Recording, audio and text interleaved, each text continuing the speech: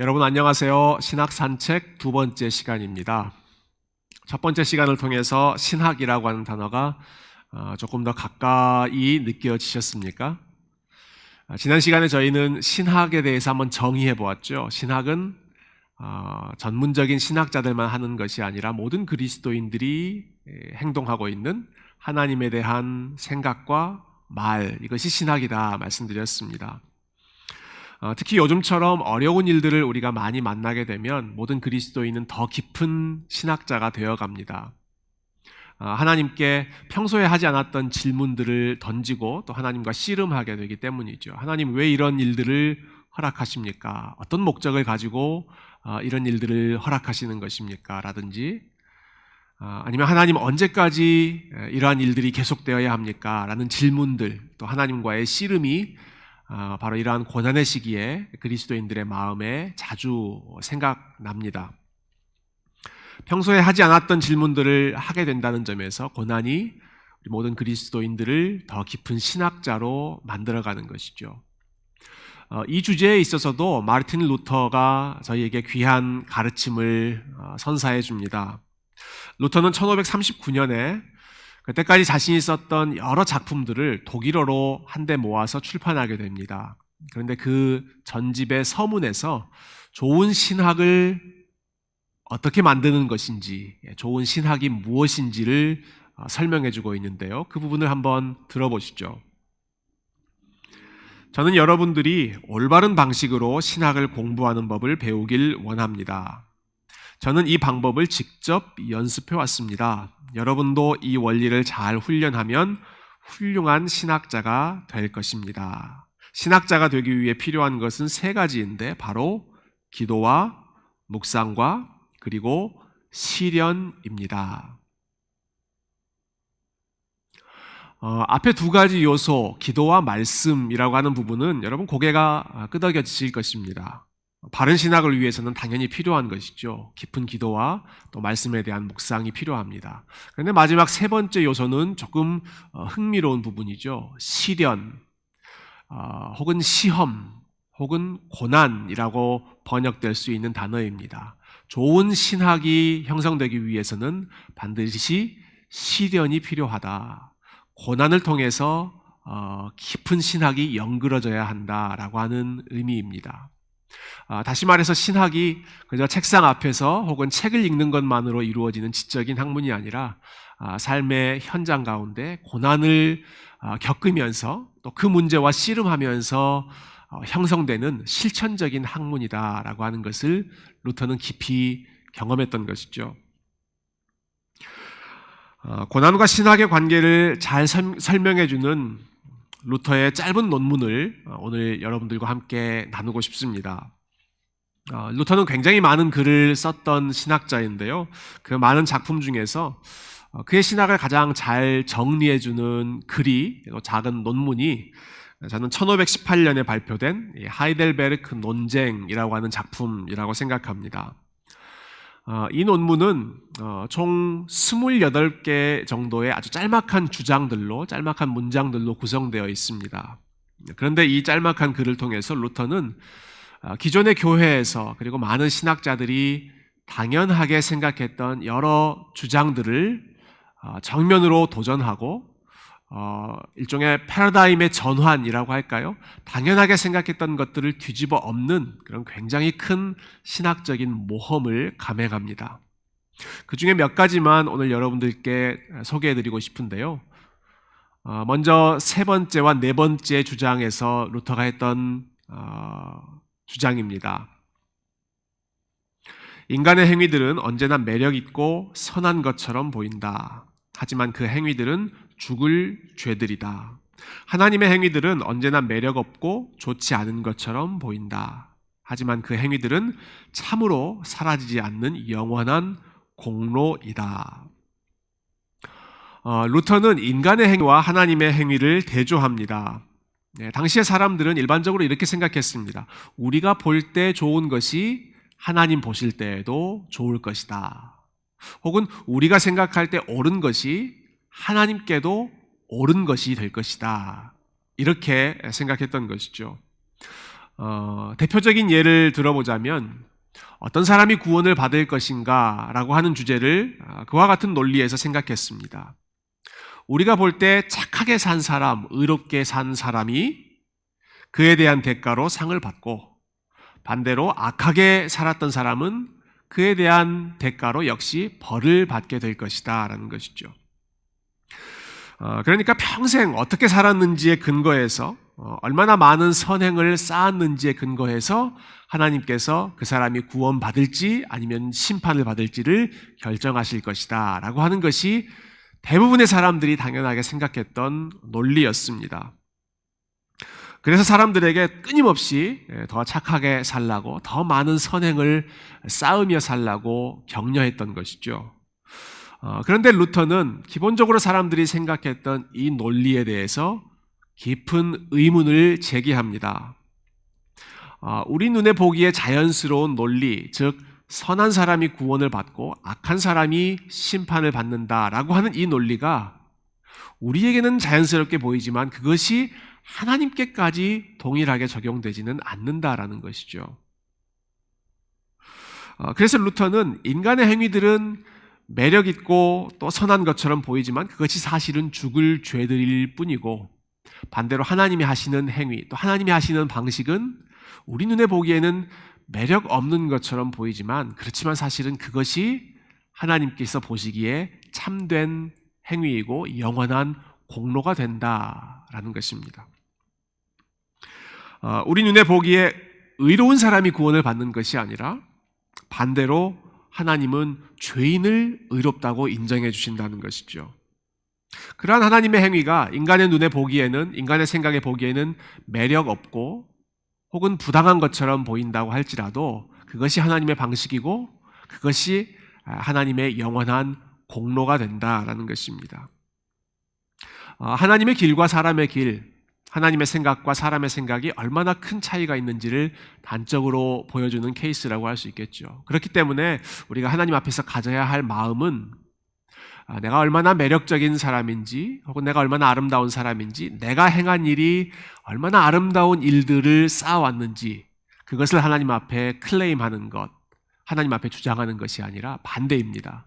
하나님 앞에 내가 얼마나 아름답지 않은지, 매력적이지 않은지, 얼마나 나의 삶이 추하고 부끄러운 삶인지를 인정하는 것이 하나님 앞에서 구원받을 수 있는 길이 된다라고 하는 것이죠. 이 부분에 대해서 루터가 직접 설명해 주는 말을 한번 들어보면 좋겠습니다. 우리의 메시아는 고운 모양도 없고 풍채도 없은즉 우리가 보기에 흠모할 만한 아름다운 것이 없으셨습니다. 주님께서는 율법을 사용하여 우리를 낮추시고 우리의 죄를 보게 하십니다. 이로 인해 우리는 스스로 아무것도 아니고 어리석으며 사악한 존재로 보이게 되며 실제로도 그렇습니다. 우리가 이것을 인정하고 고백하는 한 우리 안에는 어떠한 형체도 아름다움도 없으나 우리의 생명은 하나님 안에, 즉 우리를 불쌍히 여기시는 하나님 안에 감추어집니다. 하나님께서 우리 안에서 행하시는 일들은 매력 없이 보이지만, 즉 우리를 낮추시지만 그 일들은 정말로 영원합니다. 왜냐하면 하나님을 경외하고 그분 앞에서 낮아지는 것이야말로 우리의 전적인 공로이기 때문입니다. 나 자신이 매력적이고 아름다운 사람이 되어서 마치 give and take의 원리에 따라서 하나님의 은혜를 이끌어내는 것이 아니라 반대이죠. 오히려 나에게는 고운 모양도 없고 아름다운, 흠모할 만한 것도 없지만 그럼에도 불구하고 사랑하시는 하나님의 은혜를 더 높이 드러나게 하시는 것이 하나님께서 죄인을 구원하시는 하나님의 지혜이다라고 하는 것입니다. 이러한 원리는 루터가 사랑에 대해서 이야기하는 부분에서 더 분명하게 드러나는데요. 이 하이델베르크 논제의 마지막 명제인 28번째 명제를 여러분들께 소개해드리고 싶습니다. 하나님의 사랑은 좋아할 만한 가치가 있는 대상을 발견하는 것이 아니라 도리어 그 대상을 창조하신다. 인간의 사랑은 좋아할 만한 가치가 있는 것과 함께 시작된다. 여러분 이해하셨나요? 우리가 누군가를 사랑할 때는 내가 좋아하는 것 혹은 나에게 매력적으로 느껴지는 어떤 것이 상대방에게 있을 때 그것을 발견하고 그 사람을 사랑하게 됩니다. 그것이 외모가 되었든 성품이 되었든 아니면 그 사람이 가지고 있는 재산이나 어떠한 능력이 되었든지 간에 나에게 좋게 보이는 것이 누군가에게 있는 것을 발견함으로써 사랑이 시작되는 것이죠. 그러다가 그것이 사라지게 되면, 좋아할 만한 것이 없어지게 되면 후회하거나 아니면 그 사람에 대해서 실망하거나 그 사람을 더 이상 사랑하지 않거나 하게 되는 것이 인간의 자연스러운 모습입니다. 그런데 하나님의 사랑은 인간의 사랑과 다르다는 것입니다. 하나님의 사랑은 우리에게 어떤 좋은 것이 있어서 그것을 발견해서 시작되는 것이 아니라 사실은 매력적인 것이 없는데 좋아할 만한 것이 아무것도 보이지 않는데 오히려 하나님께서 좋아할 만한 것을 창조하시고 사랑할 대상을 창조하셔서 그 사랑을 시작하신다는 것이죠. 마치 무에서 유를 창조하셨던 것처럼 아무런 자격이 없는 존재를 하나님께서 그냥 선택하시고 사랑할 만한 아무런 이유가 없음에도 불구하고 그 사람을 사랑하시기로 결단하신다는 것입니다. 이것이 사랑할 대상을 발견하지 않고 오히려 창조하신다라고 했던 그 루터가 말하고자 했던 의미이죠. 역시 인간의 생각과 하나님의 생각이 이만큼 다르다라는 것을 잘 보여주고 있는 케이스입니다. 이러한 차이가 있기 때문에 여러분 사람들의 사랑은 처음에 매력적으로 보이던 것들이 없어지면 그에 따라서 사랑도 식어지게 마련이지만 하나님의 사랑은 그렇지 않습니다. 애초부터 처음부터 아무것도 없는 상태에서 마치 무에서 유를 창조하시는 것처럼 저와 여러분을 사랑하셨기 때문에 설령 우리 안에 실망스러운 모습 혹은 방황하는 그런 모습, 넘어지는 모습이 보인다고 할지라도 하나님께서 그것을 보시며 실망하시고 사랑을 거두어 가시는 것이 아니라 오히려 그럼에도 불구하고 여전히 계속해서 하나님은 사랑을 창조해 가십니다. 연약함이 보일수록 오히려 더 창조의 능력으로 저와 여러분을 사랑하시는 것이죠. 이처럼 하나님과 우리의 생각이 많이 다릅니다. 선한 행위가 무엇인지에 대해서도 하나님이 보시는 관점과 우리가 보는 관점이 다르고요. 또 사랑이 어떻게 시작되는지에 대해서도 우리의 사랑과 하나님이 사랑하시는 방식이 근본적으로 다르지요. 루터는 하나님의 생각과 우리의 생각이 전적으로 다르다라고 하는 것을 가장 잘 보여주는 지점, 가장 잘 보여주는 증거가 바로 십자가라고 생각했습니다. 19번부터 21번에 나와 있는 논제를 제가 한번 읽어보겠습니다. 하나님의 보이지 않는 것들을 단순히 눈에 보이는 것들을 통해서만 이해하려고 하는 사람은 신학자로 불릴 자격이 없다. 그러나 고난과 십자가를 통해 보여진 하나님의 등을 이해하는 사람은 신학자로 불릴 자격이 있다. 영광의 신학자는 선한 것을 악하다고 부르고 악한 것을 선하다고 부른다. 하지만 십자가의 신학자는 있는 그대로 말한다. 이 문장들은 조금 어렵죠. 알 듯 말 듯 굉장히 모호한 그러한 표현들이 사용되고 있습니다. 여러분 잠깐 멈추셔서 한번 이 인용문을 몇 차례 다시 읽어보셔도 좋겠습니다. 근데 이 문장을 조금 풀어서 설명해 본다면 이렇습니다. 루터는 세상에 두 종류의 신학자가 있다고 생각했습니다. 하나는 영광의 신학자이고 하나는 십자가의 신학자라고 불렀습니다. 첫 번째는 영광의 신학입니다. 이것은 심플하게 설명하자면 눈에 보이는 세상의 영광을 통해서 하나님을 생각하고 하나님이 이러한 분이실 것이다 라고 결론을 내리는 것입니다. 예를 들면 피조 세계의 장엄한 모습을 보면서 하나님의 능력이 이렇게 장엄하구나 라고 생각하고요. 또 세상에서 아름다운 그런 것들을 보면서 하나님의 아름다우심을 적용하고, 또 세상에서의 풍요로운 모습을 보면서 하나님이 이렇게 풍성하신 분이다라고 생각하는 것이죠. 마치 오늘날 소위 번영의 신학, 번영의 복음이라고 불리는 입장에서 세상에서 성공하고 세상에서 부자가 되는 것이 역시 하나님께 영광을 돌리는 지름길이다, 이렇게 설명하는 것과 일맥상통하는 부분이라고 생각합니다. 이러한 영광의 신학을 기본적인 전제로 삼았기 때문에 특별히 중세의 신학, 중세의 교회는 화려하고 장엄하고 아름다운 건물, 그리고 멋있는 스테인드 글라스로 하나님의 영광을 표현하려고 했었습니다. 지난 부활절에 아주 특별한 공연이 하나 있었습니다. 요즘 코로나 바이러스 때문에 가장 피해를 입은 곳이 이탈리아이죠. 그래서 부활절을 맞이해서 상처받은 사람들에게 소망과 위로를 전달하기 위해서 이탈리아의 밀라노 대성당에서 특별히 이탈리아 출신의 시각장애인 가수이죠, 안드레아 보첼리라고 하는 분이 Music for Hope라고 하는 제목으로 콘서트를 열었습니다. 그래서 텅 비어있는 그 대성당 안에서, 그리고 마지막에는 그 성당 밖으로 나와서 몇 곡의 성가곡을 불렀는데요. 그 노래도 참 아름다웠지만 이 공연이 진행되고 있는 그 대성당 내부의 아름다움과 또 그 성당 전체의 아주 화려함이 굉장히 대단했습니다. 저도 아이들과 함께 이 음악을 감상했는데요.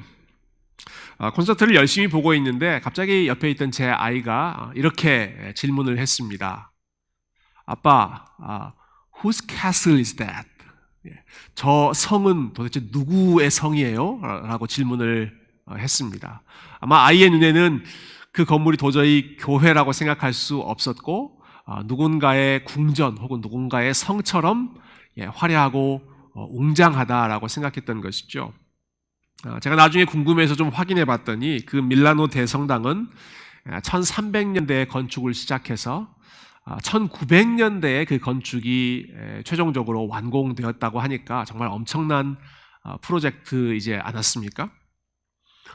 여러분, 루터는 그와 같이 화려하고 멋있는 또 웅장한 건물들을 경쟁적으로 서로 건축하고 있던 그런 시대에 살았던 사람이었습니다.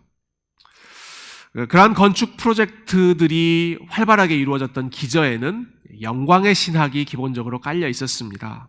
크고 멋있고 화려하고 아름다울수록 하나님의 영광과 아름다우심이 더 크게 드러날 것이다 라고 하는 것이죠. 그런데 루터는 이 생각을 정면으로 뒤집습니다. 하나님이 어떤 분이신지를 정말로 잘 보여주는 것은 그러한 멋있는 건물이나 큰 성전이 아니라 오히려 십자가라는 것이죠.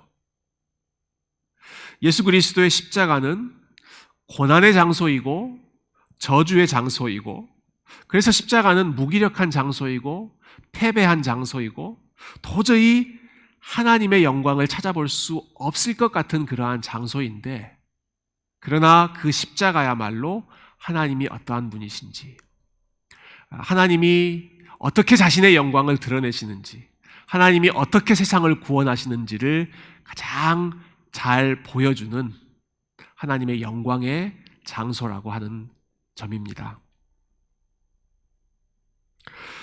다시 말해서 하나님의 진정한 모습은 화려하고 웅장한 건물 혹은 우리가 세상에서 이루어내는 엄청난 영광과 성공과 성취를 통해서 드러나는 것이 아니라 오히려 가장 하나님답지 않아 보이는 곳, 전능하신 하나님께서 가장 무력해지셨던 곳, 가장 힘들고 큰 고난을 경험했던 곳, 바로 그 십자가를 통해서 하나님의 영광이 크게 드러난다는 사실입니다. 루터가 직접 이 부분을 어떻게 설명해 주는지 한번 들어보시죠.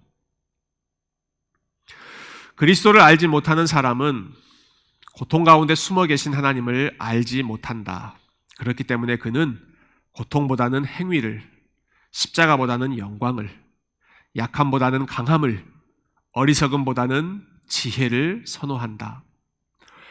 이러한 사람들이 바로 사도 바울이 십자가의 원수라 불렀던 사람들이다. 왜냐하면 그들은 십자가와 고통을 싫어하고 행위의 영광을 사랑하기 때문이다. 그래서 그들은 십자가의 선함을 악하다 부르고 행위의 악함을 선하다 부른다.